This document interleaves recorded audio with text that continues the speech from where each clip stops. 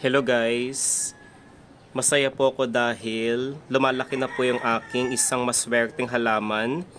Napakaganda ng kanyang dahon, curly white, combination po ng cream, dark green, mint at white po. Ito po yung tinatawag na white ruffles caladium plant.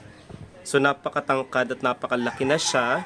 So mas lalo pa siyang tatangkad at makapagbibigay po ng maraming suloy, supling at anak kapag inilagay po natin ito sa